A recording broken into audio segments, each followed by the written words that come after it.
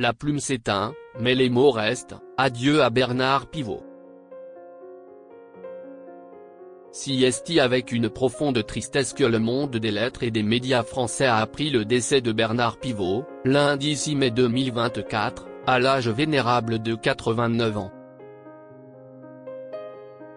Cette figure emblématique, qui a marqué des générations de téléspectateurs par son amour inconditionnel pour la littérature et la langue française, s'est éteint à Neuilly-sur-Seine, laissant derrière lui un héritage riche et une empreinte indélébile sur le paysage culturel hexagonal. Né à Lyon en 1935, Bernard Pivot a su conquérir les cœurs des Français grâce à ses émissions littéraires cultes, telles qu'Apostrophe sur Antenne 2 dans les années 1970, puis Bouillon de culture dans les années 1990. Avec son charisme et sa passion communicative, il a réussi à intéresser un large public à de nouveaux auteurs et à rendre la littérature accessible à tous. Des moments désormais gravés dans les annales télévisuelles, comme le passage de l'écrivain américain Charles Bukowski, sont devenus de véritables classiques, témoignant de l'influence durable de Pivot sur la culture populaire. Cependant, derrière les projecteurs, Bernard Pivot menait une vie plutôt discrète et réservée. Peu de détails ont filtré sur sa compagne, avec qui il ne cohabitait pas et qu'il voyait principalement les week-ends. Cette pudeur caractéristique de l'homme n'a fait que renforcer l'aura de mystère qui l'entourait, ajoutant à son charme légendaire. Malheureusement, ces dernières années ont été marquées par une dégradation de sa santé. En 2022, Pivot a été hospitalisé dans le plus grand secret, affaibli par une maladie dont la nature exacte n'a jamais été révélée. Malgré cette santé qui se détériore chaque jour un peu plus, comme le rapportait France Dimanche à l'époque, le journaliste a fait preuve d'une résilience remarquable, refusant de se laisser abattre. L'année dernière, dans une rare interview accordée au Journal du Dimanche, Bernard Pivot a levé le voile sur ses problèmes de santé, évoquant une atteinte neurologique affectant sa mémoire et sa parole.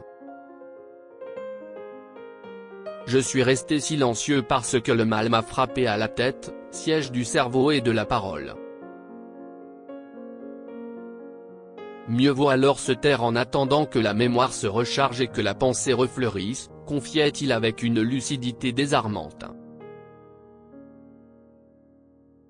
Cette épreuve l'a contraint à se retirer progressivement de la vie médiatique, une décision difficile mais nécessaire.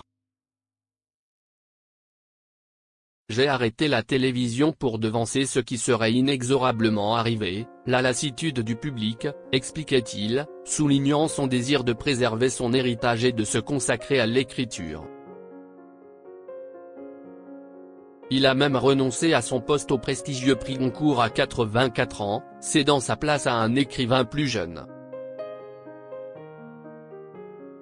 Mais si est avec un vif regret qu'il a dû abandonner sa chronique au Journal du Dimanche, lui qui avait régalé les lecteurs pendant plus d'un quart de siècle. J'étais malade, handicapé, et je ne pouvais plus écrire comme je l'ai fait pour vos lecteurs, pour nos lecteurs, si vous permettez, pendant plus d'un quart de siècle, confiait-il avec une pointe d'amertume, conscient que sa plume brillante s'éteignait peu à peu. La nouvelle du décès de Bernard Pivot a suscité une vague d'émotions dans le monde francophone, tant son influence a été profonde et durable. Cet ambassadeur de la langue française laisse derrière lui un héritage riche, ayant réussi à transmettre son amour des mots et de la littérature à des millions de téléspectateurs. Son départ marque la fin d'une ère, mais son esprit continuera de planer sur le paysage culturel français, inspirant les générations futures à perpétuer son œuvre. Au-delà de sa carrière exceptionnelle, Bernard Pivot était aussi un homme de famille, laissant dans le deuil ses 2 filles, issues de son mariage avec Monique Dupuis. Bien que discret sur sa vie privée, on peut imaginer la peine immense que doit traverser sa famille en ces heures sombres, eux qui ont été les témoins privilégiés de son combat contre la maladie ces dernières années. En cette période de deuil, les hommages affluent de toutes parts, saluant la mémoire d'un géant de la culture française. Des personnalités du monde des lettres, des médias et de la politique rendent hommage à cet homme qui a su insuffler sa passion pour la littérature à des millions de Français, transcendant les générations et les milieux sociaux. Son décès laisse un vide immense, mais son legs restera à jamais gravé dans les annales de la télévision et de la culture française. Son legs ne se résume pas seulement à ses émissions cultes ou à ses chroniques savoureuses. Pivot a insufflé une véritable passion pour les mots et les histoires, une soif de connaissance et de découverte littéraire qui perdure encore aujourd'hui. Combien de Français ont dévoré leur premier roman après avoir été séduits par son enthousiasme contagieux? Combien ont exploré de nouveaux horizons grâce à ses recommandations avisées? La disparition de Bernard Pivot marque la fin d'une époque, mais son héritage restera éternel. Cet homme modeste, qui a su conquérir les cœurs par sa simplicité et son amour sincère pour les lettres, laisse derrière lui une empreinte indélébile sur la culture française.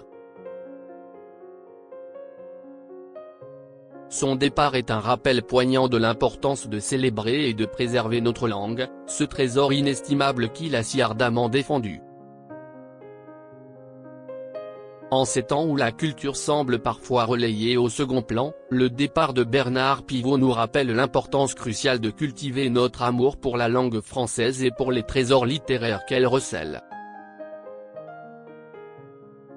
Son héritage nous exhorte à perpétuer son œuvre, à transmettre cette passion aux générations futures, afin que l'étincelle allumée par cet homme exceptionnel ne s'éteigne jamais. Aujourd'hui, nous rendons hommage à un titan de la culture, un visionnaire qui a marqué l'histoire à jamais. Mais plus que cela, nous célébrons un humaniste, un amoureux des mots qui a su toucher les cœurs et les esprits de millions de personnes. Bernard Pivot peut partir l'esprit apaisé, car son message résonnera éternellement dans les pages de nos livres chéris et dans les recoins les plus intimes de notre âme française.